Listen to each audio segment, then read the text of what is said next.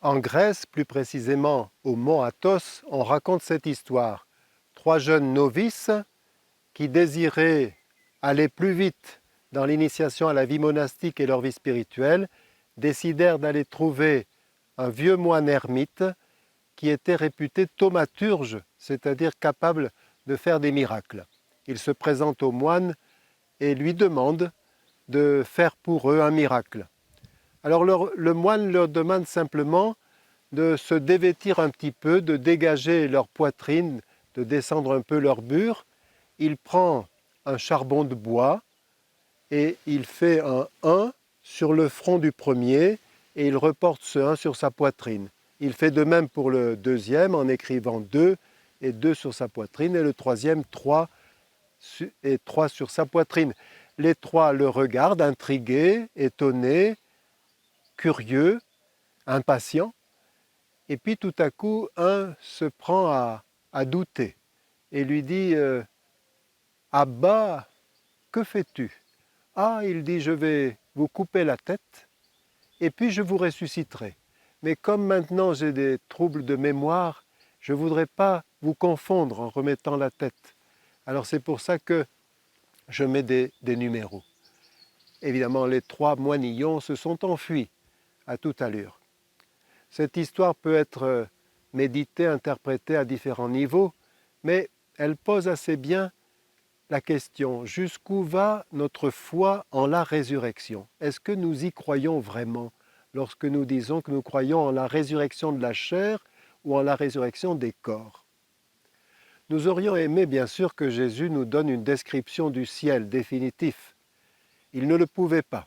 C'est comme si nous pouvions décrire les couleurs à un aveugle. Comment dire à une personne née aveugle la distinction entre le jaune et le rouge, le vert et le bleu? Impossible. Alors, croyons Dieu quand il nous promet la résurrection et laissons-lui la joie de nous en faire la surprise. Mais Jésus nous a donné plusieurs images très éclairantes. D'abord, il nous a parlé de la mort comme d'un sommeil. C'est très réconfortant. Nous avons connu nos défunts et nous avons connu leurs anxiétés, leurs angoisses, leurs tourments. Voilà qu'ils sont dans la paix, le sommeil de la paix. Nous écrivons même sur nos caveaux, ici repose. C'est très réconfortant. Mais quand on réfléchit, le sommeil se termine toujours par le réveil. Les premiers chrétiens, tellement impressionnés par cette image de Jésus, ont appelé le lieu où ils déposent le corps de leur mort le cimetière, en grec le dortoir. Et oui, au dortoir, nous attendons le réveil de la résurrection. Deuxième image que nous a donnée Jésus, qui complète l'image de la graine. En principe, ce qu'on met dans la terre, que ce soit des fruits, des légumes, et même du bois, et même du fer, du métal, finit par y pourrir, sauf la graine. La graine va germer et atteindre son plein épanouissement. Et au fond, Jésus nous dit qu'il y a entre notre corps de ressuscité et notre corps actuel, la différence qu'il y a entre le résultat de la germination et la graine que nous voyons.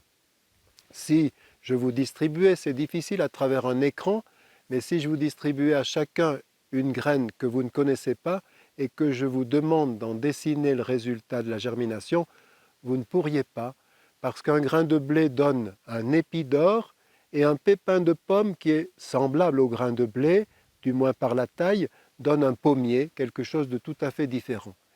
Mais nous savons qu'un bulbe de dahlia ne donnera jamais un plant de pomme de terre, qu'une graine de salade ne donnera jamais un chou et qu'un noyau de cerise ne donnera jamais un prunier. Ce qui veut dire que nous nous reconnaîtrons. Et nous nous reconnaîtrons comment? Au signe de l'amour, comme on a reconnu Jésus au signe de son trop grand amour pour nous, les plaies dans les mains, les pieds et le côté. Jésus nous donne une troisième image qui complète les deux autres, c'est l'image du bébé en gestation. Il nous dit que nous pouvons comparer le temps que nous passons sur la terre aux 9 mois que nous avons passés dans le ventre de notre maman. Si on pouvait faire un peu de science-fiction et interviewer un bébé, à ce moment-là, il nous ferait part d'un bien-être il nous poserait aussi des questions. Le bien-être, c'est qu'il est porté, il est bien, il sent les caresses de sa maman, il entend battre son cœur, il est sensible à la voix grave de son papa qui le salue quand il rentre du travail le soir, il est bien. De même, nous, quand nous nous savons aimer et que nous pouvons donner de l'amour, même si nous avons des difficultés, nous sommes bien sur cette terre. Il nous poserait des questions. Je n'ai pas à marcher et il me pousse des pieds. Je n'ai pas à saisir à part sucer mon pouce et il me pousse des mains. Je n'ai rien à voir et il me pousse des yeux. Je n'ai pas tellement à écouter, il me pousse des oreilles. À quoi peuvent me servir ces membres? Nous aussi, nous nous posons des questions. Nous avons le désir d'aimer tout le monde, sans malentendu. Et voilà que nous butons sur des interprétations, nous butons sur des malveillances, nous butons aussi sur notre propre caractère, nos limites, les limites de nos tempéraments.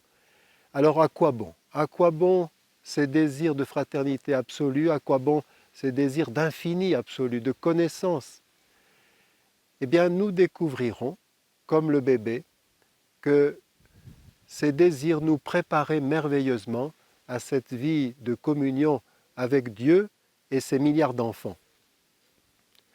Jésus a caché une autre image, mais dans sa création cette fois-ci, l'image de la petite larve à qui on dirait, au fond de son étang, qu'elle n'est pas destinée à rester là, qu'un jour elle sortira de l'étang et qu'elle deviendra un merveilleux hélicoptère, presque transparent, aux couleurs bleutées, formidable de pilotage, qui s'appelle une libellule. Le croirait-elle? C'est notre espérance. Nous nous reconnaîtrons, notre personnalité sera transfigurée par la gloire, la lumière de Dieu. Il faut simplement se rappeler que cette œuvre de résurrection a commencé dès notre baptême.